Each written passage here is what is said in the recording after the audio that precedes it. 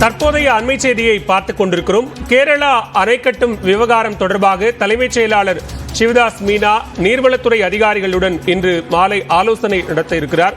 இது தொடர்பான கூடுதல் விவரங்களோடு இணைகிறார் சிறப்பு செய்தியாளர் அபினேஷ். விவரங்களை பதிவு செய்யலாம். நதிநீர் பங்கீடு பிரச்சனை மற்றும் நீர்வள ஆதாரங்கள் தொடர்பான நீர்வளத்துறை அதிகாரிகளுடன் தலைமைச் செயலாளர் சிவதாஸ் மீனா இன்று மாலை 5 மணிக்கு ஒரு ஆலோசனை நடத்த இருக்கிறார். சென்னை தலைமைச் செயலகத்தில் இன்று மாலை நடைபெறும் இந்த ஆலோசனை கூட்டத்தில் நீர்வளத்துறை செயலாளர் ஜர்னீஸ் சக்சேனா மற்றும் நீர்வளத்துறை அதிகாரிகள் பங்கேற்கிறாங்க. கேரள மாநிலத்தில் சிலந்தி ஆற்றின் குறுக்கே தடுப்பணை மற்றும் முல்லை பெரியாரின் புதிய அணை என தொடர்ச்சியாக இந்த நீர்வளத்துறை தொடர்பான பிரச்சனை ஏற்பட்டு வருகிறது. மேலும் சிலந்தி ஆற்றின் குறுக்கே தடுப்பணை கூடாது என வலியுறுத்தி கேரள முதலமைச்சருக்கு முதலமைச்சர் மு.க.ஸ்டாலின் நேற்று கடிதம் எழுதியிருந்தார்.